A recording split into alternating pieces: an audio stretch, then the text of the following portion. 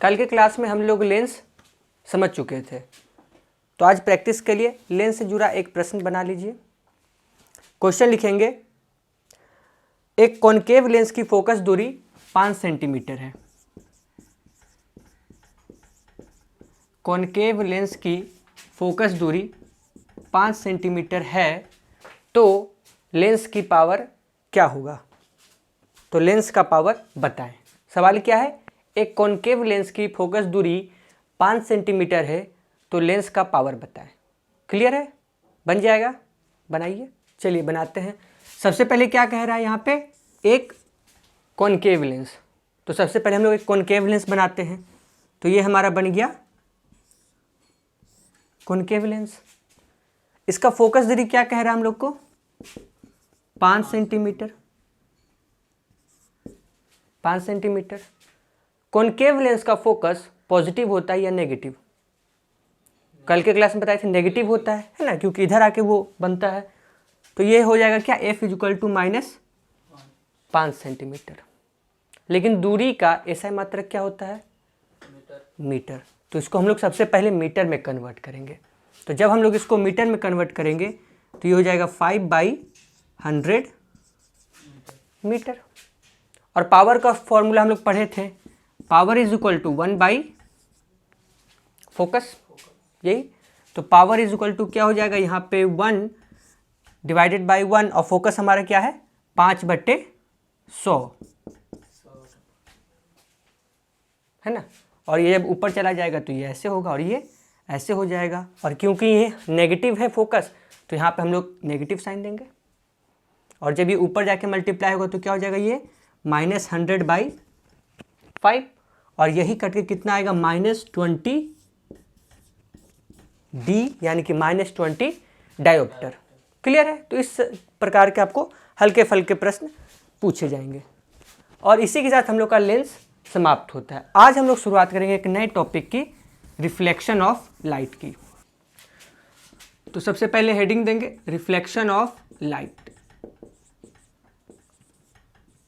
Reflection का मतलब sound में भी समझाए थे। रिफ्लेक्शन का मतलब टकरा कर जिस माध्यम से गया है, टकराने के बाद उसी माध्यम में वापस आ जाए। रिफ्लेक्शन में हम लोग क्या देखें? माध्यम बदल जा रहा है, लेकिन रिफ्लेक्शन में क्या हो रहा है? टकराकर पुनः उसी माध्यम में वापस आ जाए। इसी को हम लोग कहते हैं रिफ्लेक्शन। ये वाला फोटो तो आप लोग 5वां 6ठा में भी बनाए होंगे। एक ऐसे लाए किरण, और एक किरण ऐसे चला गया, और बीच से आप लोग एक नॉर्मल ड्रॉ किया। इसका आप लोग प्रैक्टिकल भी किए होंगे बचपन में। किसी के आँख पे मिरर लेके आँख पे चमकाते थे, वो क्या था? कुछ नहीं, वो क्या था? एक रिफ्लेक्शन ही था। आप लोग ये भी याद किए होंगे कि angle of incidence = angle of reflection. अब ये बताइए, एंगल ऑफ इंसिडेंस ये होगा या ये होगा? नंबर 1 या नंबर 2? एंगल ऑफ इंसिडेंस कौन होगा? नंबर 2 होगा। इस स्टेटमेंट को जो बोलते हैं ना एंगल ऑफ इंसिडेंस, तो इसको पूरा जो हम लोग कहते हैं वो कहते हैं angle of incidence from normal. हम लोग कहाँ से इसको कैलकुलेट करते हैं? नॉर्मल से। और ये जो बीच की जो लाइन है उसको क्या कहते हैं हम लोग? नॉर्मल। क्लियर है? तो एंगल ऑफ इंसिडेंस हम लोग नॉर्मल से बनाते हैं, और जितना एंगल ऑफ इंसिडेंस होगा उतना ही एंगल ऑफ रिफ्लेक्शन होगा। क्लियर यहां तक? अच्छा बताइए, ये जो किरण आ रहा था, इसको जाना तो इधर था, इसका ये एक्चुअल पाथ है।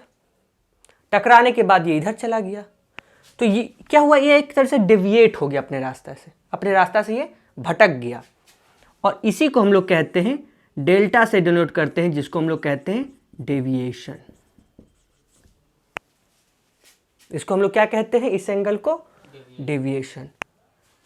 मैथ का एक बड़ा सिंपल सा रूल है कि ये कितना होगा? 180 डिग्री है ना।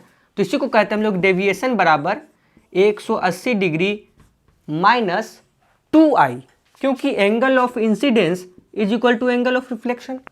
तो लिख सकते हैं हम लोग यहाँ पे क्या? 2 आई। ये फॉर्मूला आपको पता है, ये फॉर्मूला भी आप लोग रटे होंगे। इसी को आपको एग्जाम में पूछ दिया जाएगा कि अगर एंगल ऑफ इंसिडेंस है 30 डिग्री, एंगल ऑफ इंसिडेंस आपको कितना दिया हुआ है 30 डिग्री, तो डेविएशन बताएं। तो बन जाएगा क्या होगा डेविएशन 120 डिग्री। क्लियर यहाँ तक? मिरर में किसी प्रकार का यहाँ तक दिक्कत? अब हम लोग सीखेंगे मिरर के बारे में, और आपको रिफ्लेक्शन में बेसिकली मिरर ही सीखना है। मिरर मतलब दर्पण।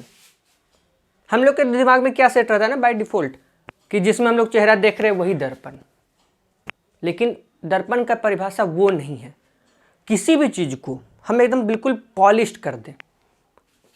हिस्ट्री में आप लोग एक शब्द सुनेंगे बार बार, दर्पण वर्थ पॉलिश्ड, है ना, जिसको मिरर फिनिश्ड कहते हैं, उसको हम लोग मिरर कहते हैं। यानी कि जिस भी सरफेस को हम बिल्कुल प्लेन कर दे, एकदम उसको इतना ज़्यादा पॉलिश कर दें कि उससे लाइट रिफ्लेक्ट होने लगे, वो उसी चीज़ को हम लोग मिरर कहते हैं। जैसे कि उदाहरण के तौर पे देखिए, यह गेट है, यह गेट क्या है, स्टेनलेस स्टील का है, लेकिन इस पर इतना अच्छा से पॉलिशिंग कर दिया गया है कि आपको यहाँ पे रिफ्लेक्शन दिख जाएगा। अब बाहर से तो पूरा साफ दिखता है, तो क्या ये मिरर है? ये भी मिरर ही है ना, ये भी क्या है, मिरर है। तो मिरर का फिजिक्स में जो परिभाषा होता है कि किसी भी पदार्थ को, किसी भी वस्तु को हम इतना अच्छा से पॉलिश कर दें कि लाइट उस पर टकराने के बाद रिफ्लेक्ट हो जाए, उसी को हम लोग कहते हैं मिरर। क्लियर है? तो कोई भी चीज़ मिरर की तरह कार्य कर सकता है अगर वो अच्छे से लाइट को रिफ्लेक्ट कर पा रहा है तो ये हो गया आपका मिरर का खूबी। अब आप लोग जब मिरर की बात करते हैं तो दो प्रकार के मिरर होते हैं। कौन कौन से? एक होता है प्लेन मिरर और एक होता है स्फेरिकल मिरर। प्लेन मिरर तो आप लोग घर में देखे ही होंगे, ऐसे सीधा सा अपना मिरर होता है। मिरर के पीछे, अभी हम नॉर्मली दर्पण की बात करें जो हम लोग आम जीवन में देखते हैं, उसके पीछे से कुछ आपको पेन टाइप का दिखेगा, उसको कलई किया जाता है, जिसको हम लोग हिंदी में कहते हैं, ताकि लाइट रिफ्लेक्ट हो। अगर लाइट आर पार हो गया तो फिर वो मिरर की तरह कार्य नहीं करेगा। तो वो जो पेंटिंग किया जाता है पीछे में, एक मेटल होता है या फिर किसी भी चीज़ का, तो उससे आपसे कभी कभी सवाल पूछा जाता है कि कलई जो करते हैं दर्पण को, उस किस चीज़ से उसको करते हैं कलई। तो आपको एक दिख जाएगा किसी किसी में जो काफ़ी महंगा आपको मिरर मिलेगा, तो उसमें एक हल्का सा आपको ब्लू लाइनिंग मिलेगा। वो जो दर्पण रहेगा ना पीछे का, जो कलई क्या रहेगा, वह ब्लू टाइप का मिलेगा। वो जो ब्लू रहता है वो रहता है आपका सिल्वर ब्रोमाइड, AgBr। तो आपको ये सब चीज़ याद रखना होगा कि दर्पण में जो कलई किया जाता है वो किस चीज़ से किया जाता है, तो AgBr। आपको घर में जो लोकल 10-20 रुपये का मिलेगा तो उसको फोड़िएगा तो आपको लाल रंग का मिलेगा पीछे। वो क्या रहता है? वो आपका रहता है HgS, यानी कि मरकरी सल्फाइड। इसी को हम लोग कहते हैं सिंदूर। जो सिंदूर होता है ना, वो भी तो नेचुरल भी होता है और केमिकल मेड भी होता है। तो केमिकल मेड सिंदूर में यही HgS का प्रयोग होता है। किसी किसी में एक और रहता है Pb3O4, है ना, लेड ऑक्साइड का भी पीछे कलई किया जा सकता है। तो इसको आप लोग को याद रखना होगा। इन तीनों के बारे में पूछा जाएगा कि दर्पण को कलई करने के लिए किस चीज़ का प्रयोग किया जाता है, तो आप लोग देखेंगे कि ऑप्शन में क्या क्या है, उस हिसाब से टिक मारेंगे। अभी हम लोग देखें कि मिरर दोनों में, चाहे प्लेन हो या स्फेरिकल हो, कलई किया जाएगा तो इसी चीज़ का प्रयोग होगा। हम लोग अभी देखें कि मिरर दो प्रकार के होते हैं, एक होता है प्लेन मिरर और एक होता है स्फेरिकल मिरर। प्लेन मिरर तो आप लोग देख ही रहे हैं अपने जीवन में। स्फेरिकल मिरर कैसा होता है? स्फेयर शेप आप लोग देखे हैं। स्फेरिकल में एक शब्द है स्फेयर। स्फेयर कैसा शेप? कुछ उदाहरण उसका? नहीं, गोल टाइप का नहीं, कुछ चीज़ आप देखे हो ऐसा जो हाँ स्फेरिकल हो। कोस्को बॉल, फुटबॉल, ये क्या है? स्फेयर है। स्फेयर और सर्कल में अंतर है, दोनों में अंतर है। तो ये जो मिरर है ना, ये स्फेरिकल मिरर है। ये स्फेरिकल मिरर भी दो प्रकार का होता है। जैसे एक हो जाएगा आपका कॉनकेव और एक हो जाएगा आपका कॉन्वेक्स। क्लियर है?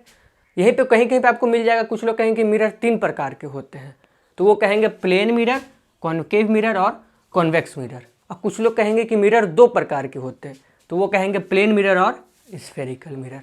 और फिर स्फेरिकल मिरर के अंदर दो प्रकार के मिरर होते हैं, कॉनकेव और कॉन्वेक्स। यहाँ तक क्लियर है। अभी थोड़ा सा हम लोग स्फेरिकल मिरर को विजुअलाइज करने का प्रयास करते हैं। स्फीयर आप देख रहे हैं, आप लोग बैट बॉल खेले होंगे तो कभी कभी उसको बॉल फट भी गया होगा, तो फट जाता है, अंदर से वो खोखला रहता है। तो ये क्या है कि स्फेरिकल शेप है, इसी को हम लोग क्या कहते हैं, स्फेरिकल शेप। और ऐसे ही मिरर को हम लोग कहते हैं स्फेरिकल मिरर। अब जैसे ये स्फेरिकल शेप है तो इसका दो प्रकार हो सकता है। एक तो हम ऐसे चेहरा देखें, जैसे मान लीजिए आप देख रहे हैं, तो एक आप इस हिस्सा में चेहरा देखें और एक आप इस हिस्सा में चेहरा देखें, तो दोनों में क्या चेहरा अलग तरीका से दिख रहा है। तो यही दो प्रकार के मिरर हो गए। जब आप ऐसे देख रहे हैं, यानी कि जिस पे आप चेहरा देख रहे हैं वह क्या है, एक गुफानुमा बना हुआ है, गुफा टाइप का लग रहा है, तो इसको हम लोग क्या कहते हैं, कॉनकेव मिरर। इस टाइप का बनाते हैं इसका फोटो। आपको समझ में आ रहा है कि कैसे कॉनकेव मिरर बना रहे हैं। और जब इसको पलट दिए तो ये क्या हो गया, हमारा कॉन्वेक्स वाला हिस्सा, तो इसको कहते हैं हम लोग कॉन्वेक्स मिरर। यानी कि वैसा मिरर जिसमें चेहरा देखने वाला हिस्सा अंदर की तरफ हो, इसमें चेहरा देखने वाला हिस्सा अंदर की तरफ है, तो ये क्या हो गया, कॉनकेव मिरर। और हम इसको ऐसे पलट दिए तो चेहरा देखने वाला हिस्सा बाहर की तरफ है, तो ये हो गया कॉन्वेक्स मिरर। ये हो गया कॉन्वेक्स मिरर। तो अब दोनों प्रकार के मिरर में तो कोई आपको तकलीफ नहीं होगा। पहले हम यहाँ पे ले लेते हैं कॉनकेव मिरर को, तो यह हमारा हो गया कॉनकेव मिरर। अब कल्पना कीजिए कि जैसे कोस्को बॉल का उदाहरण लीजिए, वो एक स्फेरिकल शेप है, तो क्योंकि वो स्फेरिकल शेप है तो उसका कुछ सेंटर भी होगा, और मिरर भी क्या है कि स्फेरिकल है, तो मिरर का भी कुछ सेंटर होगा। तो हम यहाँ पे लिख सकते हैं एक पॉइंट को यहाँ पे सेंटर है ना, और इस सेंटर से हम एक लाइन पास करेंगे। इसी लाइन को हम लोग क्या कहते हैं, प्रिंसिपल एक्सिस। इसी लाइन को हम लोग क्या कहते हैं, प्रिंसिपल एक्सिस। क्लियर है कि कहाँ से ये सेंटर आया है ना।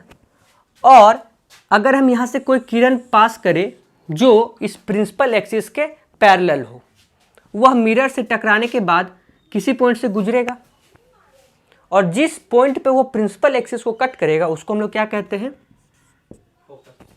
फोकस। क्लियर यहाँ तक। और इस पॉइंट को हम लोग क्या कहते हैं, पोल।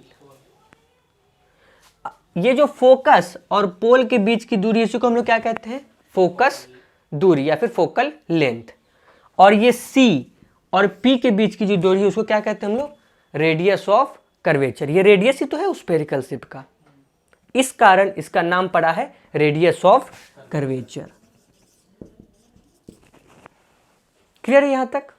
कॉनकेव मिरर का समझ गए कि PFC कैसे होता है। जब भी आपको बात करें कि मिरर का, जब भी मिरर, तो आपको अच्छा मिरर, तो आपको कहना पेप्सी। पेप्सी नहीं है, नया ब्रांड है, क्या है, पेप्सी।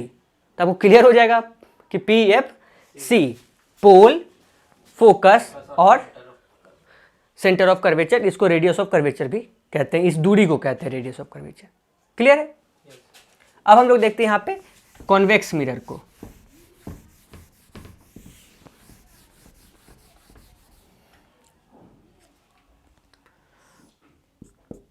वही बॉल वाला उदाहरण अपने दिमाग में लाएंगे।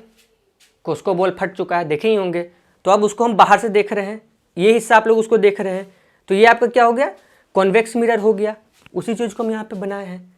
तो जब ये हिस्सा फट गया तो बताइए इसका सेंटर किधर होगा, नंबर 1 की तरफ कि नंबर 2 की तरफ? सेंटर 1 की तरफ। बॉल फट चुका है, इमेजिन कीजिए बॉल फट चुका है ना, आप उसको पलट के देख रहे हैं, तो उसका सेंटर किधर होगा, नंबर 1 की तरफ कि नंबर 2 की तरफ? सेंटर होगा उसका नंबर 2 की तरफ ना। हाँ। जैसे कि यहाँ पे कुछ नहीं है वैसा, सेंटर समझ गए ना, होगा वो 2 की तरफ। तो यहाँ पे इस चीज को ध्यान देना है। तो कॉन्वेक्स मिरर में जो सेंटर होगा वह इधर होगा। क्लियर है। यहां भी हम एक समानांतर रेखा लाएंगे, एक किरण लाएंगे जो प्रिंसिपल एक्सिस के पैरेलल है। यह टकराने के बाद इधर को डाइवर्ट हो जाएगा, ये आया और इधर को चला गया, और हम एक इमेजिनरी लाइन ऐसे ड्रॉ करेंगे। तो ये लाइन जहाँ पे इस प्रिंसिपल एक्सिस को कट करेगा उसी को क्या कहेंगे हम लोग? फोकस। इसी को हम लोग क्या कहेंगे? फोकस। और ये इसको P कहेंगे, इसको कहेंगे फोकल दूरी और इसको कहेंगे सेंटर ऑफ कर्वेचर। यहाँ तक क्लियर है? ये कौन सा मिरर है? यह है कॉनकेव मिरर। और ये किसका बना है? हम कॉन्वेक्स मिरर का ये बना है। चलिए, ये हो गया डायग्राम कंप्लीट। कल हम लोग कुछ कन्वेंशंस की बात किए थे, है ना। इस साइड को क्या कहते हैं?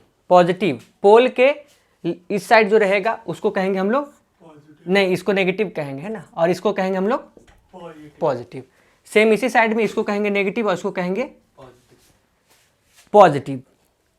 यहाँ पे क्या हो रहा है? कॉनकेव मिरर के केस में क्या हो रहा है कि जो फोकस है और सेंटर ऑफ कर्वेचर वो क्या है? पॉजिटिव या नेगेटिव? ये नेगेटिव है। और कॉन्वेक्स मिरर के केस में फोकस और सेंटर क्या है हमारा? पॉजिटिव। तो ये बहुत ही अच्छा सवाल बन सकता है। इस कभी इस टाइप का सवाल तो नहीं देखे कॉम्पिटिटिव एग्जाम में, लेकिन अगर पूछेगा तो समझ रहे हैं कि काफ़ी लोग इसमें घोलटनियाँ मार देंगे। पूछेगा कि किस मिरर में पॉजिटिव फोकस होता है। यह हो सके क्वेश्चन को और अपग्रेड कर दे, वो आपका लेंस और मिरर एक ही क्वेश्चन में जांच ले कि किस लेंस और किस मिरर में पॉजिटिव फोकस होता है। लेंस में भी हम लोग देखें पॉजिटिव और नेगेटिव में कि कॉन्वेक्स लेंस का फोकस पॉजिटिव होता है और यहाँ पे कॉन्वेक्स मिरर का फोकस पॉजिटिव होता है। तो क्लियर? यहाँ पे आप लोग सड़क पे चलते हैं तो सड़क पे चलने का कुछ नियम होता है ना। लाल बत्ती आएगा तो रुक गया, हमको ओवरटेक करना है तो राइट से ओवरटेक करें, हमको रुकना है तो लेफ्ट तक जाएंगे। तो उसी तरह जो लाइट है ना, लाइट भी अपने कुछ नियम के अनुसार चलता है। ऐसे नहीं कि लाइट का किरण कहीं भी कहीं चला जाएगा। अगर लाइट का किरण प्रिंसिपल एक्सिस के पैरेलल आएगा तो वह टकराने के बाद फोकस से ही जाएगा, चाहे कैसा भी मिरर हो, कॉनकेव मिरर हो या कॉन्वेक्स मिरर हो, वह फोकस से ही जाएगा। क्लियर है? अगर लाइट का किरण फोकस से जा रहा है तो वो टकराने के बाद प्रिंसिपल एक्सिस के पैरेलल हो जाएगा, चाहे मिरर कैसा भी हो, कॉनकेव हो या फिर कॉन्वेक्स हो। अगर लाइट का किरण सी से आ रहा है तो टकराने के बाद भी वह सी से ही वापस चला जाएगा। और अगर लाइट का किरण पोल पर आ रहा है तो angle of incidence is equal to angle of reflection हो जाएगा। ये क्लियर है? यही 4 नियम पे लाइट का किरण चलता है। इसके ये 4 नियम है। याद करने का भी ट्रिक बड़ा आसान है। आप लोग गाना भी सिखाए थे, क्या था गाना? सीधे आएगा तो एफ से जाएगा और एफ से आएगा तो सीधा हो जाएगा, सी से आएगा तो उसी से वापस लौट जाएगा, और अगर पोल पे आएगा तो angle of incidence is equal to angle of reflection हो जाएगा। क्लियर है? एक बार और दोहराएंगे। सीधे आएगा तो एफ से जाएगा, एफ से आएगा तो सीधे हो जाएगा, सी से आएगा तो उसी से वापस लौट जाएगा, और अगर पी पे आएगा तो angle of incidence is equal to angle of reflection हो जाएगा। बस यही 4 नियम है। मिरर कैसा भी हो, कॉनकेव हो कॉन्वेक्स हो, दोनों में यही नियम पे यह चलता है। अब हम लोग नेक्स्ट टॉपिक में देखेंगे नेचर ऑफ इमेज, यानी कि मिरर से जो इमेज बनेगा उससे उसके प्रॉपर्टीज या फिर कैसा इमेज बनेगा वो आपसे सवाल पूछा जाता है। 10th क्लास में इसी को बच्चा लोग रट लेता है, इधर से किरण जाएंगे उधर से गुजारेंगे, उधर से जाएगा इधर से गुजारेंगे। तो आप लोग भी वहाँ पे याद किए होंगे, उसी चीज़ को हम लोग यहाँ पर देखेंगे। लेकिन आपका जो क्वेश्चन रहेगा लेवल का वो अलग रहेगा। आपको कागज़ में किरण ड्रॉ करने नहीं देगा कि हाँ ऑब्जेक्ट को यहाँ पे रखिए और फिर उसका इमेज बनाइए इस मिरर के साथ, तो वैसा आपसे नहीं पूछा जाएगा। तो यहाँ पे हम लोग उसके नेचर को देखेंगे। जैसे पहला हम लोग देख लेते हैं प्लेन मिरर को। प्लेन मिरर से जो इमेज बनता है वो कैसा इमेज बनता है? वर्चुअल नहीं, इमेजिनरी इमेज बनता है, जिसको हम लोग हिंदी में कहते हैं काल्पनिक। इसको आप काल्पनिक कहिए या फिर इमेजिनरी कहिए। दूसरा कैसा? इरेक्ट, सीधा बनता है, इसी को हम लोग कहते हैं सीधा। और जितना बड़ा ऑब्जेक्ट है उतना ही बड़ा इमेज बनता है, यानी कि सेम साइज भी कह सकते हैं। और चौथा जो प्रॉपर्टी होता है वो होता है लेटरली इन्वर्टेड। लेटरली इन्वर्टेड आप लोग समझते हैं? लेटरल इन्वर्टेड नहीं समझते हैं? लेटरल इन्वर्टेड कहने का मतलब है जैसे कि आप लोग देखें ना एम्बुलेंस लिखा हुआ, वो किसका उदाहरण आप लोग रटे होंगे? लेटरली इन्वर्टेड का। जैसे मान लीजिए हम ऐसे ए लिखते हैं, ये हम क्या लिखें? ए। अभी हम लोग देखेंगे तो ये जो है ये किस राइट साइड में है और ये हिस्सा लेफ्ट साइड में है। लेकिन आप यहाँ पे एक प्लेन मिरर ऐसे रख दीजिए और जब इसको आप प्लेन मिरर में देखेंगे तो ये आपको ऐसे पलट जाएगा, यानी कि जब इसको प्लेन मिरर में आप बनाएंगे तो यह कुछ इस टाइप का बनेगा। आप इसको प्रैक्टिकल घर में भी कर सकते हैं और ऐसा क्वेश्चन आपको रीजनिंग में भी आता है। रीजनिंग में ऐसे सवाल पूछा जाता है ना कि इसको लेटरली इन्वर्टेड कर दीजिए या प्लेन मिरर में देखा गया। हो सके शायद इस फोन में भी दिखे, यहाँ तो शीशा नहीं है। हाँ देखिए, यहाँ पे आप चाहेंगे तो यहाँ पे आके देख सकते हैं। ऐसे आप देखेंगे तो ये हिस्सा इस टाइप का दिख रहा है ना?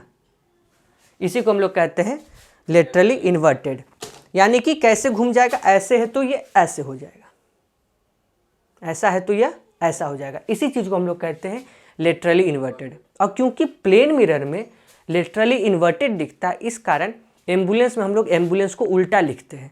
क्यों लिखते हैं? कि आगे कोई गाड़ी, अब ड्राइवर चला रहा है आगे, है ना, तो उसके पास छोटा सा मिरर होता है ऊपर में, उसमें वो देखेगा कि अच्छा पीछे एम्बुलेंस है तो उसको सीधा दिखेगा। उस मिरर में अगर आप देखेंगे तो फिर आपको एम्बुलेंस सीधा दिख जाएगा। क्लियर? तो उसको देखने के लिए कि हाँ वो देख लेगा पीछे की एम्बुलेंस है तो अपना साइड हो जाएगा और एम्बुलेंस को जाने देगा। उस कारण हम लोग इसको, इसी गुण को कहते हैं लेटरली इन्वर्टेड होना। तो आप लोग को ये चीज़ याद रहना चाहिए कि प्लेन मिरर से जो इमेज बनता है वह इमेजिनरी इमेज यानी कि काल्पनिक बनता है, सीधा बनता है यानी कि जैसा ऑब्जेक्ट है वैसा ही बनेगा, और सेम साइज यानी कि जितना बड़ा ऑब्जेक्ट है उतना ही बड़ा इमेज आपको दिखेगा, और लेटरली इन्वर्टेड बनेगा। आपके मन में एक सवाल आ सकता है कि इमेजिनरी इमेज क्या होता है? क्या होता है इमेजिनरी इमेज? इमेज दो प्रकार के होते हैं, एक होता है इमेजिनरी और एक होता है रियल। आप लोग रोज अपना शीशा तो देखते हैं, चेहरा देखते ही होंगे शीशा में, तो क्या और आप लोग कभी हॉल वगैरह भी गए होंगे, प्रोजेक्टर देखे होंगे, तो प्रोजेक्टर से जो इमेज बनता है वह, उसको देखने के लिए एक पर्दा चाहिए। पर्दा, यहाँ पे पर्दा, बोर्ड, किसी टाइप का एक स्क्रीन की आवश्यकता होती है। लेकिन प्लेन मिरर में जो आप रोज चेहरा देखते हैं उसमें क्या किसी स्क्रीन की आवश्यकता है? नहीं। तो जिस इमेज को हम पर्दा पे देखते हैं यानी कि जिसके लिए स्क्रीन की आवश्यकता होती है उसको हम लोग कहते हैं रियल इमेज, और जिसके लिए स्क्रीन की आवश्यकता नहीं होती उसको हम लोग कहते हैं इमेजिनरी इमेज। आप लोगों को रे डायग्राम नहीं पूछा जाएगा, लेकिन रे डायग्राम क्या है ना, वो एक तरह से बेस है, वो रहेगा तो ये सब आपको याद करने का दिक्कत नहीं रहेगा। अगर भूल भी गई ये सब तो वो एकदम परमानेंट टायर है, वो हर बार आपको काम करेगा। तो जैसे आप यहाँ पे एक प्लेन मिरर रख दिए, बीच से हम एक प्रिंसिपल एक्सिस ड्रॉ कर लिए, हम एक ऑब्जेक्ट रख रहे हैं यहाँ पे इन्फिनिटी पे, यहाँ से लाइन आएगा, हम लोग क्या पढ़े थे, सीधा आएगा तो एफ से जाएगा, तो हम सीधा एक दो किरण लाए हैं जो प्रिंसिपल एक्सिस के सीधा है, और यहाँ पे कट करेगा तो यह एफ से कट करेगा। क्लियर है? लेकिन ये क्या है, जो मिरर है ना हम लोग का, जो प्लेन मिरर है, तो इस तरह से डाइवर्ट नहीं कर पाएगा क्योंकि वो प्लेन है। यहाँ पे जो हम लोग फिगर बनाए वो मिस्टेक है। क्यों मिस्टेक हो? ऐसा अगर आप फिगर बनाएंगे तो गलती हो जाएगा। क्यों? क्योंकि प्लेन है। वो इसको डाइवर्ट कब करेगा? जब वो हम थोड़ा मुड़ा हुआ हो। तो इस कारण ऐसा फिगर आप लोग नहीं बनाएंगे, क्योंकि ऐसा बनाएंगे तो ये आपको गलत हो जाएगा। क्योंकि हम देखते हैं बहुत लोग ऐसे फिगर एकदम फोकस पे बना दिए हैं। तो इसका कैसे इमेज बनेगा? आप लोग इसको सीधे इमेजिनरी करेंगे, यानी कि आप इमेजिन करेंगे। भले इस पार्ट को हम लोग पेंट किए हुए हैं, लेकिन क्योंकि इसको हम लोग इमेजिन कर रहे हैं, इस कारण इसको हम लोग डॉटेड लाइन से शो कर रहे हैं, और इसको पीछे हम लोग लेते जाएंगे, और पीछे कल्पना करते हैं कि इमेज जाके बन रहा है। इस कारण हम लोग देखते हैं कि यह इस तरह से रे को बनाते हैं। क्लियर है? हाँ, इसका एक और तरीका से आप बना सकते हैं। जैसे हम लोग उस टाइम बनाए ना कि कल्पना की एक इमेज को रखे हैं और उसके 4 नियम सीखे, तो आप लोग कोई भी नियम से उसको बना सकते हैं। जैसे ये ऐसा एक इमेज बनाए, दूसरा फोटो आप ऐसे बना सकते हैं, और ये दूसरा फोटो आपको हो सके किताब वगैरह में ज़्यादा आपको देखने को मिले। ये एक आप प्लेन मिरर बनाए, प्रिंसिपल एक्सिस बनाए, और यहाँ पे आप एक ऑब्जेक्ट रख दिए, आपने एक ऑब्जेक्ट पुट कर दिया। यहाँ से आप किरण सीधा लाएंगे, हम लोग पढ़े कि फोकस से वो जाएगा। ठीक है, तो अब उस हिस्सा को रहने देते हैं, हम डायरेक्ट इसी पे आते हैं। इसको पीछे हम लेते चले गए, है ना। दूसरा किरण हम यहाँ से लाएंगे जो प्रिंसिपल एक्सिस पे जाएगा, तो ये यहाँ पे ऐसे प्रिंसिपल एक्सिस पे जाएगा, और यहाँ से ये रिफ्लेक्ट हो जाएगा, क्योंकि एंगल ऑफ इंसिडेंस बराबर एंगल ऑफ रिफ्लेक्शन। और इसको हम इमेजिन करते कि इधर ये जाके कहीं पे ऐसे मिल जाएगा, है ना। और ये इस टाइप का ऐसे आपको फिगर बनेगा। किताब में आपको ये वाला फिगर ज़्यादा देखने को मिलेगा, लेकिन जो पहला फिगर बनाए वो ज़्यादा अच्छा फिगर, वो थोड़ा सा अगर आपको बना तो हाई लेवल फिगर है ना। तो इस टाइप से आप यहाँ पे रे डायग्राम बना सकते हैं। लेकिन रे डायग्राम की आवश्यकता नहीं, आपको सिर्फ इस चीज़ को ध्यान रखना चाहिए कि हमको इमेजिनरी बन रहा है, इरेक्ट बन रहा है, सेम साइज बन रहा है, और लेटरली इन्वर्टेड बन रहा है। क्लियर है? नेक्स्ट मिरर हम लोग देखेंगे यहाँ पर कॉन्वेक्स मिरर। कॉन्वेक्स मिरर कैसा होता है? इस टाइप का। ये हम इसका बना दिए। इसका फोकस किधर? इधर की इधर, नंबर 1 के नंबर 2, नंबर 2 तरफ ना इसका फोकस। तो फोकस हम यहाँ पे ये रख दिए, और इसका ये सेंटर हो गया। अब ऑब्जेक्ट हम लोग कहाँ कहाँ रख सकते हैं? एक तो इन्फिनिटी पर रख सकते हैं, फिर इन्फिनिटी और सी के बीच में रख सकते हैं, फिर सी पर रख सकते हैं, फिर सी और एफ के बीच रख सकते हैं, फिर एफ पर रख सकते हैं, और दूसरा एफ और पी के बीच रख सकते हैं। लेकिन ये हिस्सा तो पेंटेड है ना हमारा, तो इधर हम ऑब्जेक्ट रखेंगे तो उसका इमेज बनेगा? नहीं बनेगा। तो ऑब्जेक्ट हम किधर रखेंगे? इस साइड रखेंगे। तो सिर्फ 2 ही सिचुएशन आ सकता है। एक सिचुएशन या तो ऐसा हो कि हम ऑब्जेक्ट को इन्फिनिटी पे रखें, या दूसरा सिचुएशन ये हो सकता है कि हम ऑब्जेक्ट को इन्फिनिटी से लेकर पोल के बीच में रखें। यही तो सिचुएशन आ सकता है कॉन्वेक्स मिरर के केस में।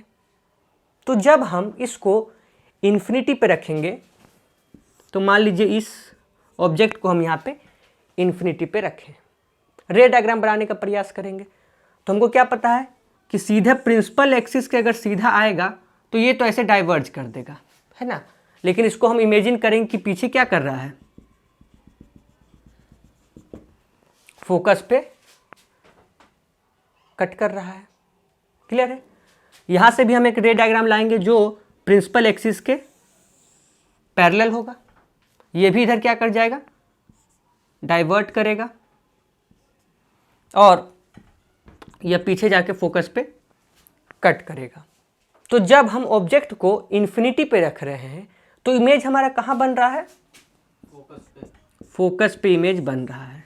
अब क्योंकि इमेज फोकस पे बन रहा है तो हाईली डिमिनिश्ड, एकदम छोटा बनेगा। इमेज कैसा बनेगा हमारा? हाईली डिमिनिश्ड, एकदम बहुत छोटा। और इमेज कैसा बन रहा है? ये इमेजिनरी की रियल, तो इमेजिनरी इमेज बन रहा है। डॉटेड लाइन से शो कर रहे हैं ना, तो इमेज कैसा हो गया? इमेजिनरी। इरेक्ट बनेगा और एक हाईली डिमिनिश्ड बनेगा। तो क्लियर है? तो कॉन्वेक्स मिरर पे जब हम लोग ऑब्जेक्ट को इन्फिनिटी पे रख रहे हैं तो उससे हमें कैसा मिरर बन रहा है, उस प्रॉपर्टी को आप लोग यहाँ पे देखे हैं। अब दूसरा सिचुएशन क्या है कि इन्फिनिटी और पी के बीच में, इसको यहाँ पे हम मिटाते हैं।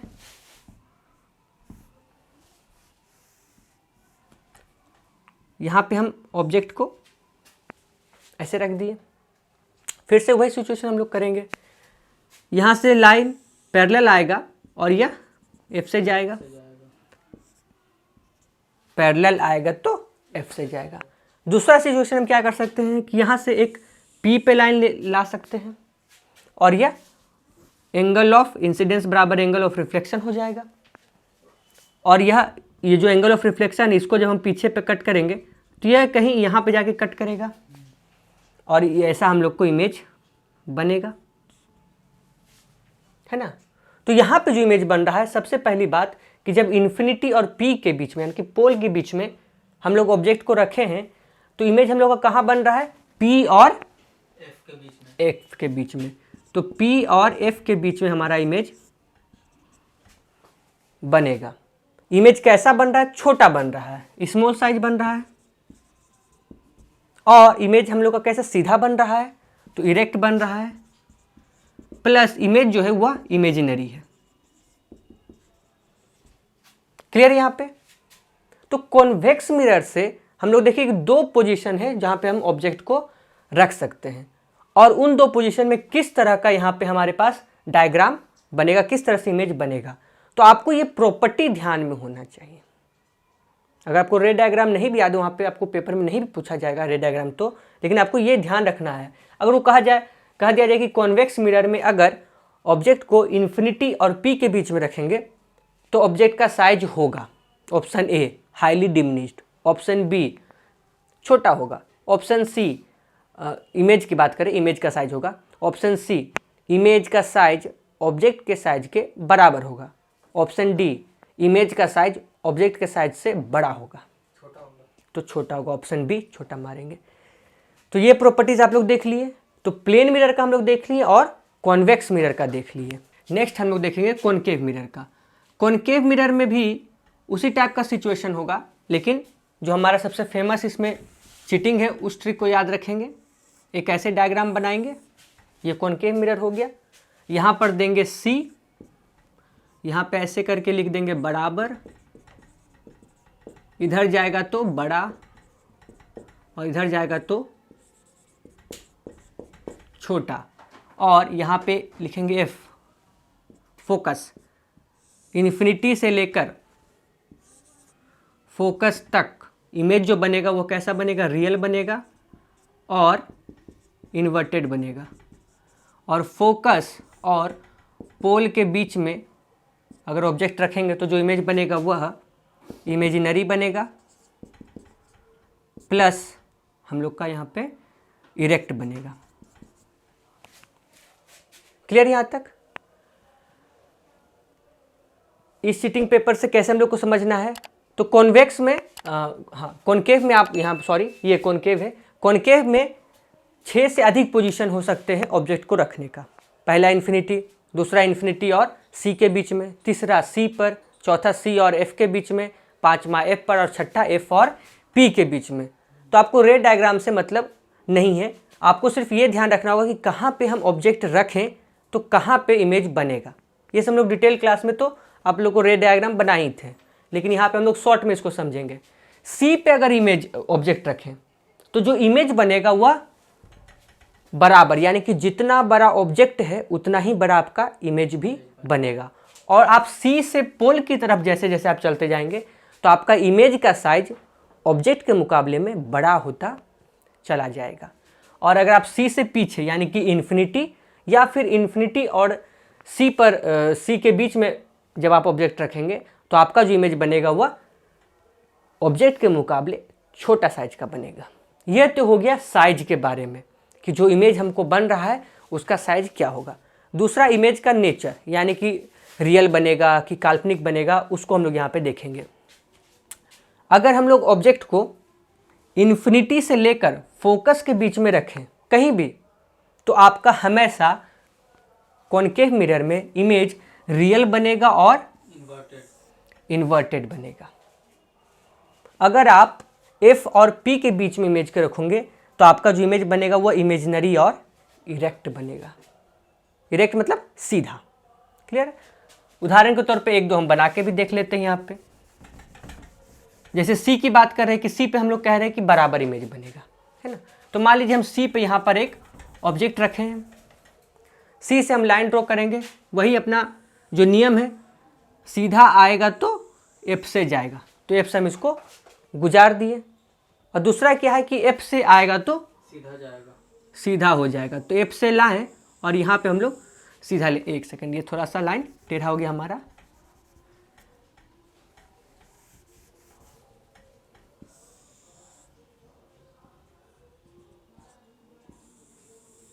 क्लियर है।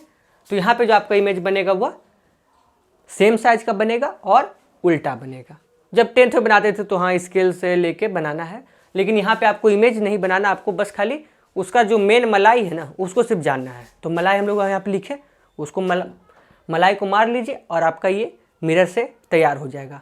हाँ, अब यहाँ से कुछ कुछ सवाल आपको पूछे जाएंगे कि कॉनकेव मिरर में हम लोग कहाँ पर ऑब्जेक्ट को रखें कि इमेज गायब हो जाए।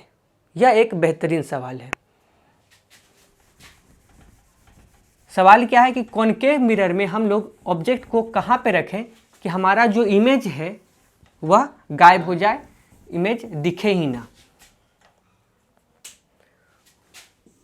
तो यह कॉनकेव मिरर है।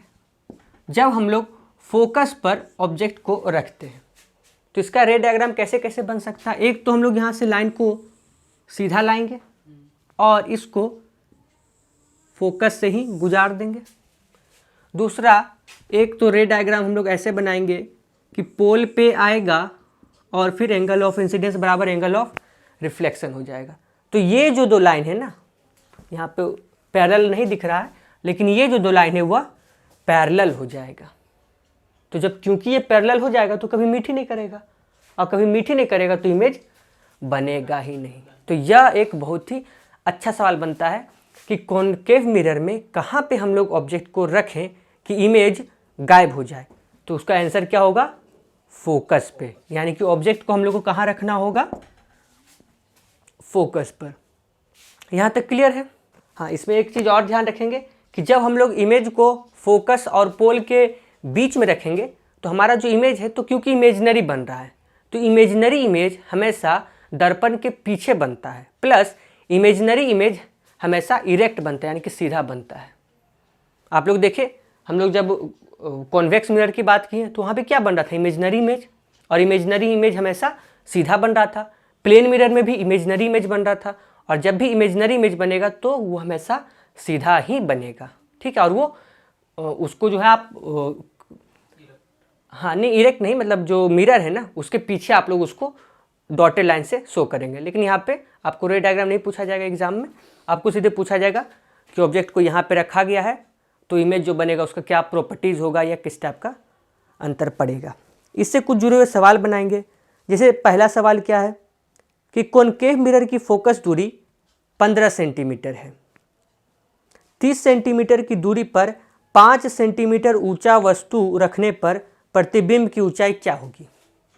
इस सवाल को जानबूझ के इंक्लूड कर रहे हैं क्योंकि यहाँ पे लोग दर्पण का सूत्र लगाने लगते हैं कि F बराबर R/2 है ना। यहाँ पे मिरर फॉर्मूला लगाना है, लेकिन ये मिरर फॉर्मूला से मतलब उससे भी बन जाएगा, लेकिन उसकी आवश्यकता नहीं है। आपको ये जो मिरर का डायग्राम है ना, जो हम लोग रे डायग्राम प्रैक्टिस किए थे क्लास वगैरह में, वो उसी से बन जाएगा। सवाल क्या पूछ रहा है कि कॉनकेव मिरर की फोकस दूरी 15 सेंटीमीटर है। तो कुछ नहीं करेंगे, हम एक कॉनकेव मिरर बनाएंगे, बिना फॉर्मूला के ही सवाल बनेगा। कॉनकेव मिरर बनाए, फोकस दूरी क्या कह रहा है,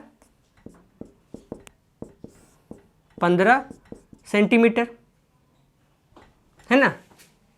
फोकस दूरी क्या कह रहा है, 15 सेंटीमीटर। और ये जो C है ये कितना हो जाएगा, सेंटर से अगर बात करें तो ये कितना होगा हमारा 30 सेंटीमीटर। इसी को इस सवाल में कह रहा है कि 30 सेंटीमीटर दूर अगर हम 5 सेंटीमीटर ऊंचा वस्तु रखें तो वस्तु की ऊंचाई क्या होगी।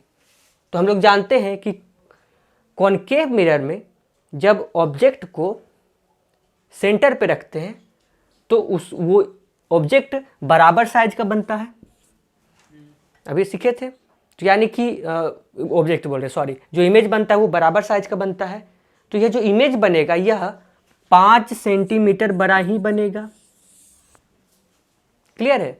तो इमेज का साइज कितना होगा, 5 सेंटीमीटर। क्लियर है। तो इसमें कोई फॉर्मूला की बात थी नहीं, ये आपको इमेज से डायरेक्ट सवाल बन जाता। वो हो सके आपको कह देता है कि C और F के बीच में रखा गया है, तो उसमें आपको ऑप्शन दिया रहता है कि इमेज बनेगा 5 सेंटीमीटर से छोटा, 5 सेंटीमीटर से बड़ा, इस टाइप का ऑप्शन आपको दिया जाता है। तो आप समझिए कि 5 सेंटीमीटर से तो बड़ा ही बनेगा। क्लियर है यहाँ तक। नेक्स्ट क्वेश्चन क्या है, किस दर्पण के द्वारा बराबर प्रतिबिंब बनता है। किस दर्पण के द्वारा बराबर प्रतिबिंब बनता है?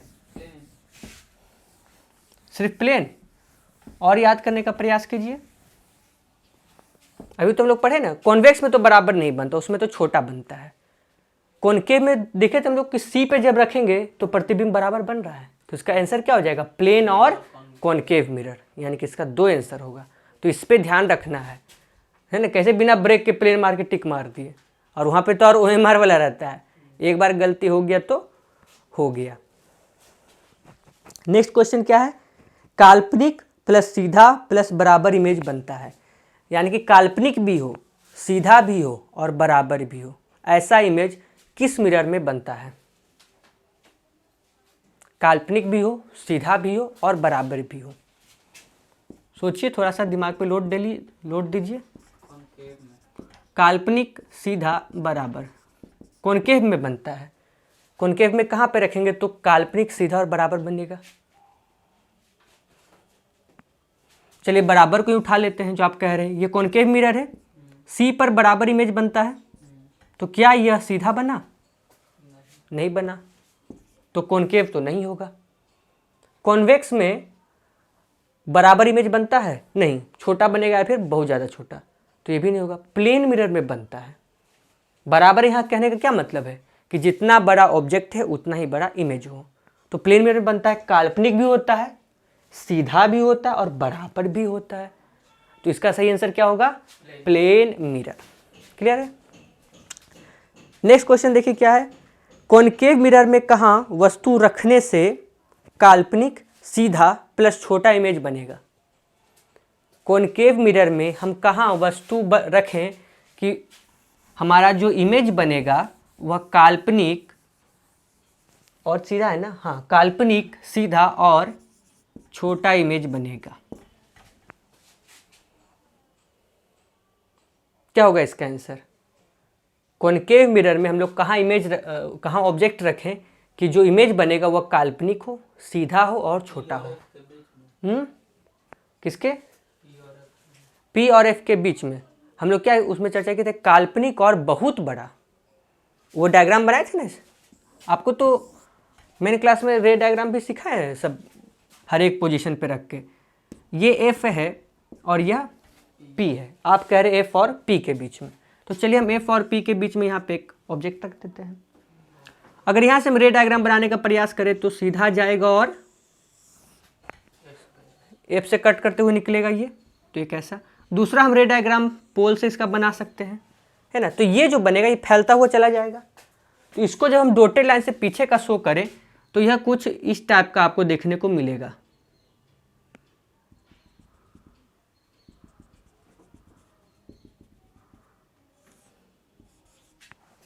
ये हम लोग का क्या बना? यहाँ पे इमेज बना।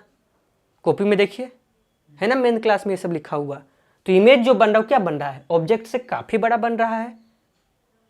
तो ये जो आप कह रहे हैं कि छोटा, तो छोटा तो नहीं बनेगा, तो काफ़ी बड़ा बन रहा है। तो इसका आंसर हो जाएगा ऑप्शन ई, यानी कि कोई भी नहीं। कोई भी इसका आंसर सही नहीं होगा, क्योंकि कॉनकेव मिरर में काल्पनिक, सीधा और छोटा इमेज नहीं बनता। काल्पनिक बन रहा है, सीधा भी बन रहा है, लेकिन क्या ये छोटा है? नहीं। वो जो चिटिंग पेपर अभी दिए थे वही तो था। कर्वेचर से इधर चलते जाएंगे तो बड़ा इमेज होता जाएगा, है ना, और बड़ा ऐसे होता चला जाएगा। क्लियर है? यहाँ पे नेक्स्ट हेडिंग देंगे कॉनकेव मिरर, यानी कि मिरर का प्रयोग। ये कौन सा मिरर है? कॉनकेव मिरर बोल रहे हैं। हेडिंग देंगे यूज ऑफ मिरर, यानी कि मिरर का प्रयोग। ये कौन सा मिरर है? Concave mirror. और ये कौन सा मिरर है? Convex mirror. कॉमन है, एक प्रिंसिपल एक्सिस बना लिए। ये मिरर क्या कर रहा है कि लाइट आ रहा है तो उसको एक तरह से मोड़ दे रहा है ना, कन्वर्ज कर रहा है। और ये क्या कर रहा है? लाइट को एक तरह से डाइवर्ज कर रहा है। इस कारण कॉनकेव मिरर को हम लोग कन्वर्जिंग मिरर भी कहते हैं, और कॉन्वेक्स मिरर को हम लोग डाइवर्जिंग मिरर भी कहते हैं। क्लियर यहाँ तक? तो आपको यूज समझना है कि मिरर का क्या यूज है। किसी भी वस्तु में हम दर्पण को कैसे यूज़ कर रहे हैं, और उसके बाद फिर आपका ये आंसर बन जाएगा। जैसे पहला नंबर देखिए क्या है, टेबल लैंप। टेबल लैंप है, टेबल लैंप में कौन सा दर्पण का प्रयोग होता है? कॉनकेव। कॉनकेव। कैसे आप ये चीज़ कह रहे हैं? कॉनकेव टेबल लैंप पे होता है मिरर, देखें टेबल लैंप पे मिरर। मिरर की परिभाषा क्या बताए थे? किसी भी हिस्सा को अच्छे से अगर हम पॉलिश कर दिए जिससे रिफ्लेक्शन हो रहा है तो वो क्या है, फिजिक्स में वो मिरर माना जाएगा। मिरर मतलब नहीं क्या उसमें कांच है कि नहीं वो देख रहे हैं, नहीं। जब आप कॉनकेव मिरर को देखिएगा, टेबल लैंप को देखिएगा, तो टेबल लैंप में ऐसे खोपड़ी रहता है, उसके अंदर से बल्ब लगाते हैं, तो ये जो खोपड़ी रहता है वो बिल्कुल एकदम पॉलिश रहता है ना। और टेबल लैंप का काम क्या है, लाइट फैले या फिर एक जगह हमको बस लाइट रहे, एक जगह रहे, यानी कि लाइट को कन्वर्ज करना है। तो इस कारण यहाँ पे किस मिरर का प्रयोग करेंगे हम लोग? कॉनकेव मिरर का। क्लियर है? तो हम लोग को यूज के हिसाब से देखना है। दूसरा देखिए प्रोजेक्टर। प्रोजेक्टर में हम लोग कैसे मिरर का प्रयोग करेंगे? कॉन्वेक्स। कॉन्वेक्स का प्रयोग करेंगे।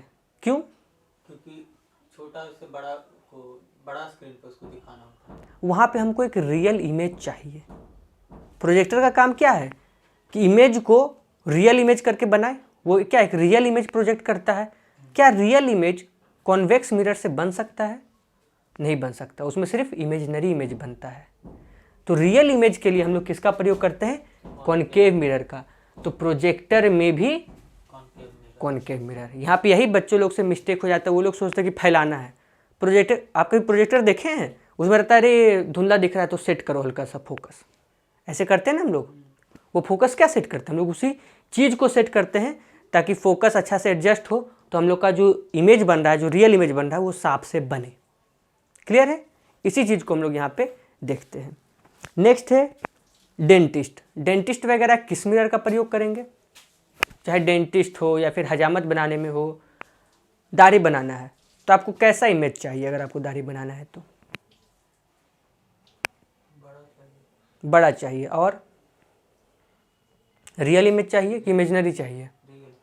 रियल इमेज आपको चाहिए, मतलब दाढ़ी यहाँ बना रहे तो पर्दा पे पीछे वहाँ पे प्रोजेक्ट हो रहा है, आपको एक इमेजिनरी इमेज चाहिए। ठीक है, और बड़ा दिखे तो बढ़िया बात है ना। तो आपको एक तो इमेजिनरी इमेज चाहिए, और आपको कैसा चाहिए? सीधा भी चाहिए। तो सबसे पहले ऐसा होना चाहिए कि किस मिरर में हम लोग को सीधा और इमेजिनरी बनता है। तो किस किस में हम लोग को सीधा और इमेजिनरी? तो जो भी इमेजिनरी इमेज होता है वो लगभग सीधा ही बनता है। अगर आप जैसे कॉन्वेक्स मिरर में बात करेंगे तो उसमें सीधा भी बन रहा है, इमेजिनरी भी बन रहा है, लेकिन इमेज छोटा बन जा रहा है ना। तो दाढ़ी बना रहे तो कट सकता है, प्लेन मिरर में उतना ही बड़ा बनता है। और जब हम कॉनकेव मिरर की बात करें तो देखे थे पोजीशन अभी, जब फोकस और पोल के बीच में हम ऑब्जेक्ट को रखते हैं तो इमेज क्या बनता है? सीधा भी बनता है, बड़ा भी बनता है, और इमेजिनरी भी बनता है। तो इस कारण हम लोग हजामत बनाने के लिए किस मिरर का प्रयोग करते हैं? कॉनकेव मिरर का। अब बच्चा तो यहाँ तक रट के जाता है, और सेटर बहुत हाई क्वालिटी का रहे तो पहले ही दे देगा कि हजामत बनाने में कॉनकेव मिरर का प्रयोग करते हैं। तो जो रट के गए तो ऑप्शन क्वेश्चन में है, आगे लिखेगा कि इसके लिए वस्तु को कहाँ पर रखते हैं, और उसमें ऑप्शन देगा सी पर रखते हैं, सी और पी के बीच में रखते हैं, पी और एफ के बीच में रखते हैं, ऐसे करके आपको ऑप्शन देगा। तो आप समझ रहे हैं कि कितना अच्छा लेवल का क्वेश्चन इनसे बन सकता है। डेंटिस्ट का भी वही काम है। अगर वो मान लीजिए कॉन्वेक्स मिरर ले ले तो बेचारा खोदर देखने जाएगा तो कहेगा कि तो लग रहा है कोई बैक्टीरिया है, इसको माइक्रोस्कोप सब देखे पड़ेगा। तो वो किसका प्रयोग करता है? कॉनकेव मिरर का प्रयोग करता है। एकदम सटा के रखेगा तो उसको बड़ा भी दिखेगा, इमेजिनरी भी दिखेगा, और सीधा भी दिखेगा। क्लियर है? अगला कौन सा है? Solar cooker. सोलर कुकर में कौन सा मिरर का हम लोग प्रयोग करेंगे? सोलर कुकर में तो कॉनकेव का प्रयोग करेंगे। क्यों? क्योंकि वो कन्वर्ज करता है। हाँ। देखिए सोलर कुकर आप लोग कभी देखे हैं? कॉनकेव भी सही है आपका, लेकिन वो बीपीएससी के ऑप्शन के हिसाब से आपको देखना होगा कि कौन सा ऑप्शन सही बनाए। दो तरह का सोलर कुकर आता है, एक ऐसा रहेगा, ये आपको मिरर लगा दिया कॉनकेव मिरर, और एक ऐसे स्टैंड रहेगा, है ना। और ये इस हिसाब से डिजाइन रहता है कि पूरा लाइट जो आएगा वो सब इस पे फोकस होके जाए। क्लियर है? और यहाँ पे आप अपना बर्तन चढ़ा दिए और आपका खाना बन रहा है। लेकिन एक और विशेष प्रकार का सोलर को आता है, वह ऐसा है कि आपको एक बॉक्स दे दिया, बॉक्स के ऊपर, कार्टून के ऊपर आप शीशा का ग्लास रख दीजिए और यहाँ पर आप एक प्लेन मिरर इस हिसाब से सेट कीजिए कि जो किरण आ रहा है वह इसके अंदर आ जाए, जो किरण आ रहा है वह इस बॉक्स के अंदर आ जाए। और कांच का एक खूबी है कि कांच अपने से शॉर्ट वेव को तो जाने देता है लेकिन लॉन्ग वेव को अपने से क्रॉस नहीं करने देता। तो जो किरण जब आएगा ना तो वो तो आएगा शॉर्ट वेव, तो इंटर कर जाएगा, लेकिन टकराने के बाद, इस बॉक्स में टकराने के बाद वह लॉन्ग वेव में परिवर्तित हो जाएगा और कांच लॉन्ग वेव को नहीं जाने देता। इसी को हम लोग ग्रीन हाउस इफेक्ट भी कहते हैं, तो बाद में हम लोग पढ़ेंगे। तो यह दो तरह का कुकर हो गया, लेकिन दिक्कत है इस कुकर में आप सिर्फ डीवीसी ही बना सकते हैं, दाल भात चोखा, क्योंकि ढका हुआ है ना। और इसमें क्या है, आप कुकर उतार के कढ़ाई चढ़ा दिए, यहाँ पे पूरी भी आराम से बन रहा है, खीर पूरी बन रहा है। तो डिपेंड करता है कि ऑप्शन आपको क्या दे रहा है। तुम लोग देखें प्लेन मिरर का भी प्रयोग कर रहे हैं और कॉनकेव मिरर का भी प्रयोग कर रहे हैं, तो आप ऑप्शन के हिसाब से अपना बनाएंगे। अगर सिर्फ पूछा जाए कि हाँ सोलर कुकर बनाने में किस मिरर का प्रयोग किया जा सकता है, तो उसमें दोनों हो जाएगा, कॉनकेव और प्लेन दोनों आपको हो जाएगा। अगला क्या है, कैलेडोस्कोप। कैलेडोस्कोप आप लोग देखे हैं,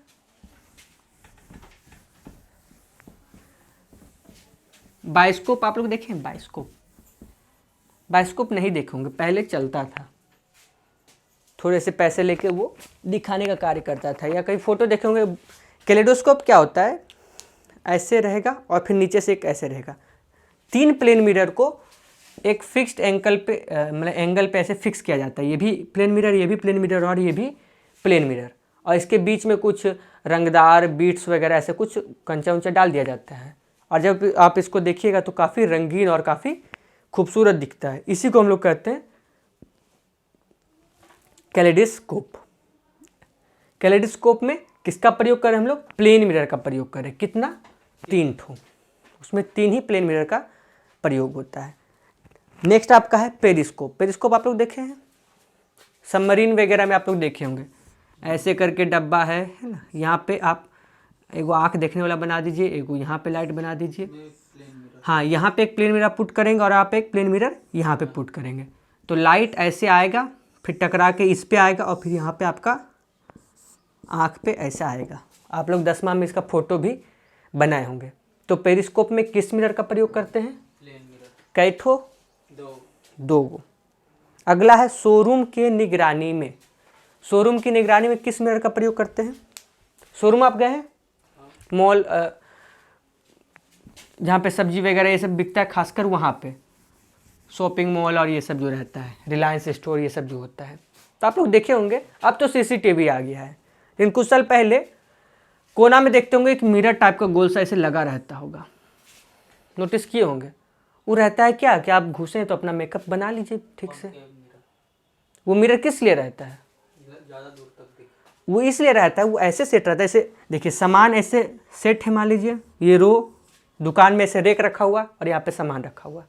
अब आदमी कितना बैठेगा, यहाँ पे मान लीजिए एक आदमी बैठा हुआ है, दुकान का मालिक। अब वो क्या करेगा, यहाँ पे आपको एक मिरर सेट कर देगा। अब कोई आदमी हो सके इस दुकान के पीछे यहाँ पे खड़ा होकर चोरी करे, लेकिन इसको क्या होगा, यहीं से ये मिरर में अपना देख लेता है। तो अब जो सीसीटीवी कैमरा आ गया, पहले यही सिस्टम चलता था। तो हम लोग को इसमें क्या चाहिए, पहले जो मिरर हम प्रयोग करें कॉनकेव कॉन्वेक्स की तो बात बाद में करेंगे। इसका मकसद क्या होना चाहिए कॉनकेव मिरर का, मतलब यहाँ पे जो मिरर प्रयोग करेंगे उसका मकसद कि ज़्यादा दूर दिखे। ठीक है, कोई बात छोटा छोटा ही दिखे, लेकिन ज़्यादा दूर दिखे हमको। और इसके हम लोग किस मिरर का प्रयोग करेंगे, कॉन्वेक्स मिरर का। अब एक ही आदमी है, उसका चेहरा इतना बड़ा दिख रहा है, तो मिरर में तो पूरा हमको चाहिए, एक लार्जर व्यू चाहिए। आप लोग गाड़ी वगैरह में भी देखे होंगे साइड मिरर का, है ना, कि कॉन्वेक्स मिरर का इसमें प्रयोग किया गया है, लिखा रहता है object in the mirror are closer than they appear. तो इसमें किसका मिरर का प्रयोग करते हैं हम लोग, कॉन्वेक्स मिरर का। तो ये क्लियर है यहाँ तक आप लोग को मिरर का प्रयोग। तो यहाँ पे तो हम कुछ 2-4 चर्चा किए, बाकी एग्जाम में आप और भी इसको देखते रहेंगे। क्वेश्चन बैंक आप लोग जरूर लीजिए, कंपटीशन लेवल के लिए आपको साइंस का पुस्तक लेने की आवश्यकता नहीं है, लेकिन क्वेश्चन बैंक आप जितना लीजिएगा उतना बढ़िया रहेगा और अपना क्वेश्चन को और बढ़ाते जाइएगा तो आपका ज्ञान बढ़ते चला जाएगा। नेक्स्ट है दिन देंगे कुछ दर्पण के फॉर्मूला, कुछ महत्वपूर्ण सूत्र जो कि बड़े आसान हैं। F बराबर R/2। ये F क्या है यहाँ पे? Focal length, focal length. R क्या है?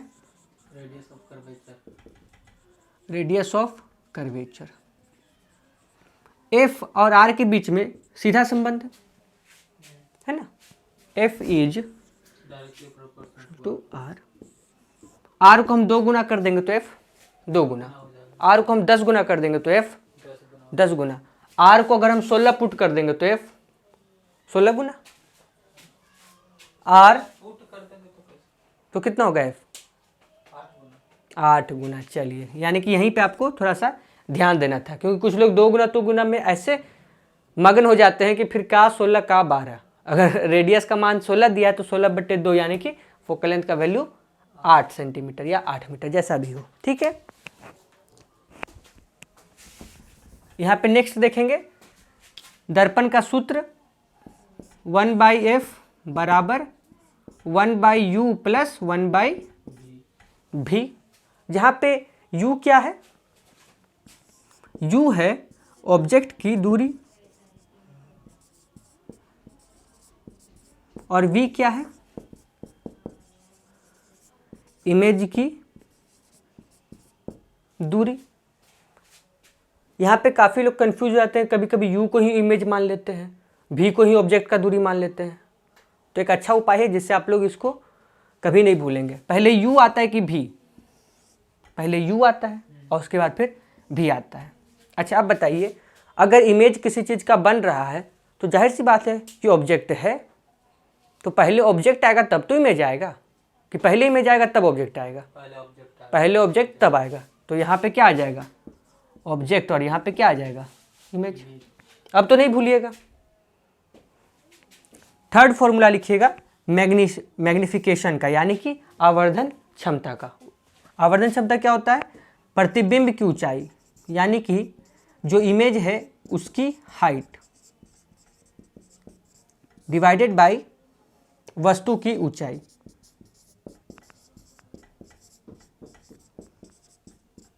इसी को हम लोग डिनोट करते हैं -v/u से। इसका नाम ही है, और मैग्निफिकेशन पावर को हम लोग सिंबलाइज करते हैं m से।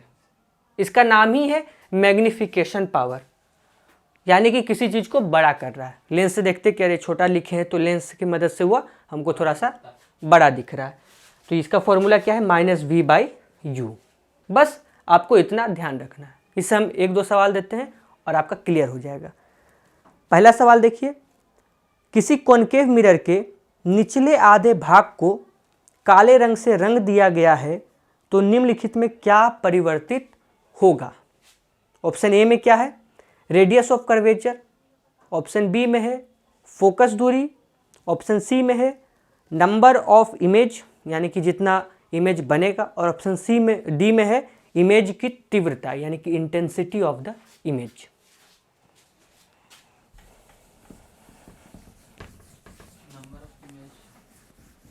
नंबर ऑफ इमेज बदल जाएगा।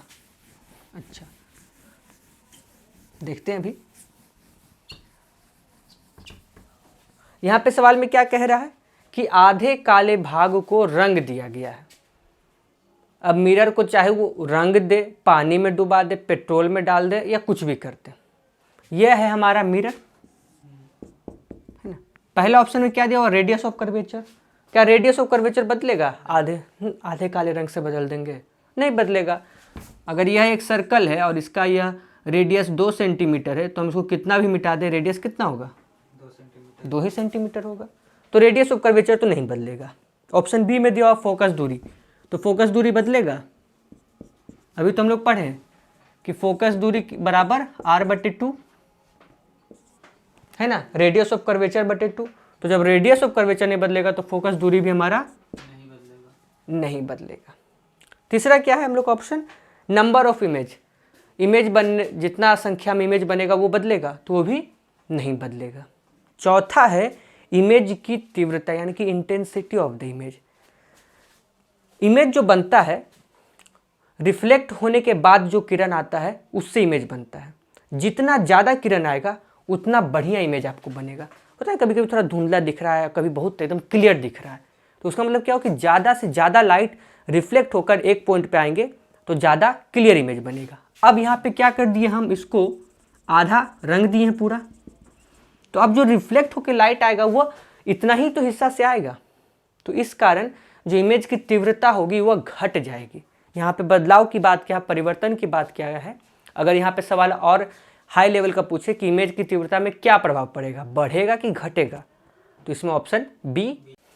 कैमरा लेने जाते हैं तो कहता नहीं कि इसका इतना अपर्चर, वो अपर्चर क्या है, वो इसी चीज़ का है, अपर्चर क्या है, इस चीज़ का। अब क्योंकि हम इसको रंग दिए हैं तो अपर्चर हमारा आधा हो गया, और अपर्चर जिस हिसाब से अगर ज़्यादा बड़ा अपर्चर रहेगा तो ज़्यादा हमें क्लियर इमेज देखने को मिलेगा।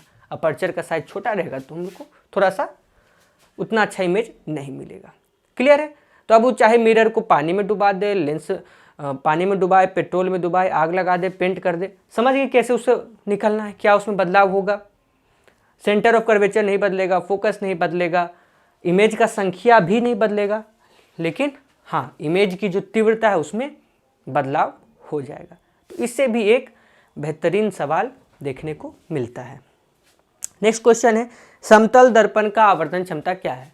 ऑप्शन ए है +1, ऑप्शन बी है -1, ऑप्शन सी है >1 और ऑप्शन डी है <1।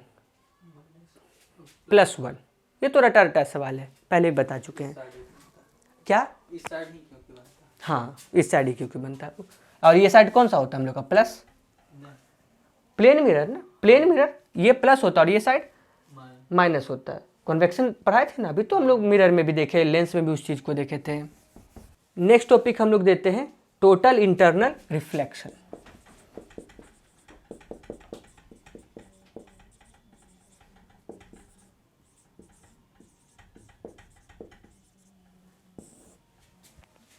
Total internal reflection. Critical angle के बारे में आप लोग सुने होंगे, रिफ्रैक्शन में पढ़ाए थे आप लोग को, सघन से विरल, विरल से सघन, है ना, यानी कि डेंस माध्यम से रेयर। यहाँ से हम लोग देखें कि कुछ जब एक लाइट भेजेंगे और यह एक इसका पाथ होना चाहिए, लेकिन क्योंकि यह डेंस माध्यम से रेयर माध्यम की तरफ जा रहा है तो यह पाथ थोड़ा सा नॉर्मल से दूर भागेगा, तो ये ऐसे भागेगा। हम किरण को थोड़ा और अगर इधर से भेजें तो ये कुछ और दूर भागेगा, और हो सके कि यह जो लाइन है इसी पे चला जाए, है ना। इसी को कहते हैं कि वह कोण, क्रिटिकल एंगल वह कोण है, यानी कि क्रिटिकल एंगल वह कोण है जिसमें आयतन कोण, यानी कि ये जो एंगल ऑफ इंसिडेंस है उसका मान इतना हो जाए कि एंगल ऑफ रिफ्लेक्शन कितना हो जाए, 90 डिग्री हो जाए, यानी कि कितना 90 डिग्री पर ट्रेवल कर रहा है। तो जब एंगल ऑफ रिफ्लेक्शन 90 डिग्री हो जाए उस टाइम एंगल ऑफ इंसिडेंस का मान जो होगा उसी को हम लोग क्या कहते हैं, क्रिटिकल एंगल कहते हैं। यहाँ पे क्लियर है क्या, एंगल ऑफ रिफ्लेक्शन यानी कि जब पूरी तरह से वो रिफ्लेक्ट हो जाए, यानी कि एंगल ऑफ रिफ्लेक्शन का मान जब 90 डिग्री हो जाए उस समय एंगल ऑफ इंसिडेंस का जितना मान होगा उसी को हम लोग कहते हैं क्रिटिकल एंगल। और टोटल इंटरनल रिफ्लेक्शन के लिए क्रिटिकल एंगल से थोड़ा सा ज़्यादा होना चाहिए, क्रिटिकल एंगल से थोड़ा सा ज़्यादा होगा तो वह टोटल इंटरनल रिफ्लेक्शन कहलाएगा। जैसे ये हमारा एंगल ऑफ इंसिडेंस है इस उदाहरण में, इससे और किरण अगर थोड़ा सा और नीचे से हम भेजें तो ये क्या हो जाएगा, बिल्कुल इसी माध्यम में फिर से रिफ्लेक्ट हो जाएगा। और रिफ्लेक्शन की परिभाषा भी यही है कि टकराने के बाद उसी माध्यम में वापस आ जाए, उसी को हम लोग कहते हैं टोटल इंटरनल रिफ्लेक्शन। क्लियर है यहाँ पे इस चीज़ को, आप लोग यहाँ पे देखे भी होंगे, खुद भी आप लोग उसमें मास्टरी किए होंगे, पत्थर फेंकते हैं जो तालाब में, तो कुछ लड़का लोग ऐसा खोज कर रहा था कि इस एंगल से फेंकता है कि वही माध्यम में पत्थर उछल जाता है वापस। इसी चीज़ को क्या कहते हैं हम लोग, टोटल इंटरनल रिफ्लेक्शन, और इसी को हम लोग कहते हैं क्रिटिकल एंगल। यानी कि क्रिटिकल एंगल वह कोण है, क्रिटिकल एंगल वह कोण है जिसमें एंगल ऑफ रिफ्लेक्शन का मान 90 डिग्री हो जाए। और टोटल इंटरनल रिफ्लेक्शन मतलब क्रिटिकल एंगल से अधिक होने पर एंगल ऑफ इंसिडेंस का मान जब क्रिटिकल एंगल से अधिक हो जाएगा तो हमारा जो एंगल ऑफ रिफ्लेक्शन है वह पहले माध्यम ही रिफ्लेक्ट हो जाएगा, उसी को हम लोग कहते हैं total internal reflection. Total internal reflection को क्रिटिकल एंगल को हम लोग डिनोट करते हैं सी से। क्रिटिकल एंगल को हम लोग किससे डिनोट करते हैं? सी से। और सी इनवर्सली प्रोपोर्शनल टू 1/μ। क्लियर है? इसका मतलब क्या है कि अगर किसी चीज का रिफ्रैक्टिव इंडेक्स ज़्यादा होगा तो उसका क्रिटिकल एंगल कम होगा, क्योंकि उल्टा रिलेशन है। और किसी चीज़ का अगर रिफ्रैक्टिव इंडेक्स कम होगा तो उसका क्रिटिकल एंगल ज़्यादा होगा। उदाहरण के तौर पे जैसे हीरा ले लेते हैं, तो हीरा का क्रिटिकल एंगल, हीरा का रिफ्रैक्टिव इंडेक्स ज़्यादा है, 2.4 है, तो उस कारण उसका क्रिटिकल एंगल कम होगा। हीरा क्यों चमकता है? हीरा में थोड़ा सा ही ये एंगल बनेगा ना, और इसी में ये क्या करता है? रिफ्लेक्ट कर देता है। तो इसके नीचे जितना भी रे जाएगा वो सब क्या हो जाएगा? रिफ्लेक्ट करेगा, और इस कारण हीरा चमकता है, क्योंकि उसका क्रिटिकल एंगल कम है। तो ज़्यादा लाइट रिफ्लेक्ट होके वापस आ जाता है, और इसी कारण हीरा चमकता है। तो पूछा जाएगा कि हीरा क्यों चमकता है? ऑप्शन में दिया रहेगा कि क्योंकि इसका क्रिटिकल एंगल कम होता है। तो उसमें आंसर क्या मारेंगे हम लोग? क्योंकि इसका क्रिटिकल एंगल कम होता है, यह इसका सही जवाब होगा। या फिर दूसरा दे दे, क्योंकि इसका रिफ्रैक्टिव इंडेक्स ज़्यादा होता है। तो दोनों एक दूसरे पर निर्भर कर रहा है ना, दोनों में इन्वर्स रिलेशनशिप है। रिफ्रैक्टिव इंडेक्स ज़्यादा होगा तो क्रिटिकल एंगल कम होगा, रिफ्रैक्टिव इंडेक्स कम होगा तो क्रिटिकल एंगल ज़्यादा होगा। यहाँ पे थोड़ा सा दिमाग पे लोड पड़ रहा होगा आज की क्लास में, लेकिन यह ज़रूरी भी है ना। आप लोग यूट्यूब पे देखते होंगे तो बहुत लोग देखते हैं कि वीडियो डाले रहता है कि ऐसे कोई ऑफिसर एंट्री कर रहा है, वो गाड़ी से उतर गया, ऐसे कोई कर रहा है, तो एकदम पूरा मस्त अच्छा अच्छा गाना लगा के और डालता है। तो भाई अगर आपको ऐसे भगवान बनना है, देवता बनना है, किसी मंदिर में गए तो गोरों नहीं लगे हैं भाई जी चलिए आगे बढ़िए करने लगता है ना। तो उस कारण अगर आपको उस देवता को बनना है उस तरह से कि हाँ भाई ऑफिस में कोई आए तो एकदम गोर लग के सीधे आगे निकल जाए, तो मेहनत तो करना पड़ेगा ना। देवता ऐसे आसानी से तो नहीं बनेंगे, तो थोड़ा सा लोड पड़ेगा, लेकिन कोई बात नहीं। 2 बार 3 बार इसका वीडियो भी अवेलेबल रहेगा, तो आप लोग और इसको 4-5 बार देखेंगे तो ये फिट हो जाएगा। क्लियर है? थोड़ा मेहनत कीजिएगा 2-3 साल, तो आप लोग इसको आराम, 2-3 साल कह रहे हैं, हाँ 2 साल तो आपको लग ही जाएगा बीपीएससी की तैयारी में, लेकिन मेहनत कीजिएगा तो इजीली आप कवर कर सकते हैं। कोई ये भारी चीज़ नहीं है। हाँ, जब यूट्यूब की बात आती है तो यहाँ पे एक भटकाव भी होता है। आदमी चलेगा यूट्यूब पे कि हाँ चलो ठीक है फिजिक्स पढ़ेंगे तो ये लेक्चर देखते हैं, लेकिन अरे वो कोई गाना गा दिया, यहाँ कोई डांस कर दिया, तो अगर वैसा भटक गए तो फिर जीवन भर वैसे ही भटकते रहेंगे। थोड़ा सा अगर 1-2 साल कष्ट करेंगे, कष्ट नहीं करना है, इसको एंजॉय करना है कि हम नया चीज़ सीख रहे हैं। अभी आपको भले टफ लगे, लेकिन एक बार जब सीख लेंगे फिर तो चटनी है, फिर तो सपना में भी पढ़ा देंगे। क्या हो ना, सब कुछ अब पढ़ा देते, क्रिटिकल एंगल और टोटल इंटरनल रिफ्लेक्शन क्या होता है, रिफ्लेक्शन क्या होता है, रिफ्रैक्शन क्या होता है, इमेज कैसे बनेगा, कहाँ पे इमेज बनेगा, सब कुछ। और थोड़ा सा मेहनत करेंगे, 1 बार 2 बार 3 बार, बार वीडियो को देखेंगे। आप लोगों के पास वीडियो अवेलेबल रहेगा, बार उसको देखेंगे और इसको एकदम कंठस्थ कर लेंगे। कष्ट कीजिएगा तो ही फल मिलेगा, नहीं कष्ट कीजिएगा तो पड़ा रहता है आदमी। बहुत लोग हैं जो अपना बाल अवस्था में नहीं कष्ट किया तो जीवन भर अपना वही स्थिति में पड़ा रहता है। सिंपल फॉर्मूला है, या तो आप 2-4 साल कष्ट कीजिए तो आगे का आपका 50-60 साल खुशी से बीतेगा, नहीं तो 2-3 साल मस्ती कीजिए, ठीक है, बाबूजी का पैसा पे मस्ती कर लीजिएगा, फिर आगे का 50-60 साल कष्ट में गुजरेगा। तो थोड़ा सा तो मैनेज यहाँ पे आप लोग को करना पड़ेगा।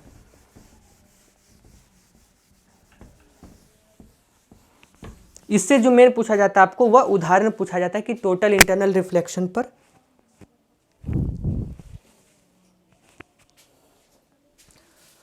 इससे जो मेन पूछा जाता है वो उदाहरण आपसे पूछा जाता है कि इंटरनल रिफ्लेक्शन क्या क्या काम करता है। तो एक उदाहरण तो अभी हम लोग देखें हीरा का, डायमंड का। डायमंड क्यों चमकता है? Because of total internal reflection. दूसरा यहाँ पे आप देंगे मृगमरीच का। मृगमरीच का आप लोग समझते हैं, जिसको मिराज कहते हैं। गर्मी के मौसम में क्या होता है कि रेत जहाँ पे रहता है तो रेत बहुत जल्दी गर्म होता है, और क्योंकि रेत गर्म होता है तो उसके जो आसपास का हवा है वो भी गर्म हो जाता है। और आप लोग ये चीज़ याद किए होंगे कि गर्म हवा ज़्यादा मैंने कम डेंस होता है ठंडा हवा के मुकाबले में। तो एक तरह से यहाँ पे दो मीडियम बन गया।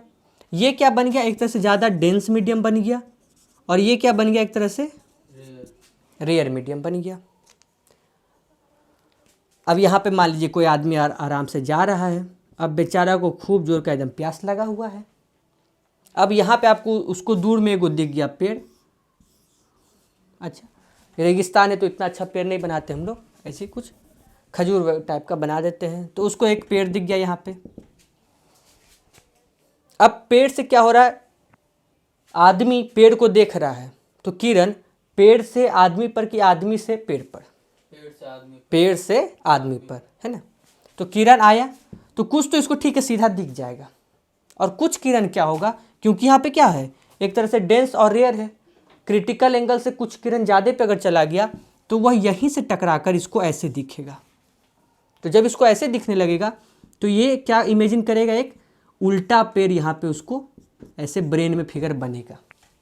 और हम लोग का ब्रेन ऐसा सेट है कि जब भी उल्टा फिगर देखा, कह रहे ये सीधा पैर और यहाँ पे वो उल्टा पैर भी दिख रहा है, तो वो सोचेगा कि यहाँ पे पानी है, क्योंकि पानी में परछाई दिखता है। इसी को हम लोग कहते हैं मृग मरीचिका। मृग मरीचिका नाम इसलिए पड़ा है क्योंकि एक कस्तूरी मृग जिसको बोलते हैं, तो उसके नाभि में ऐसा एक द्रव होता है जिससे बहुत अच्छा उसको खुशबू आता है, और वह हिरन कभी कभी उसी खुशबू के तलाश में ढूंढता रहता है, जबकि रहता उसी के पास है। अब भूखे प्यासे बेचारा मर जाता है, लेकिन उसी के पास रहता है और वह उसको नहीं ढूंढ पाता है। उसका इसका नाम पड़ा है मृग मरीचिका।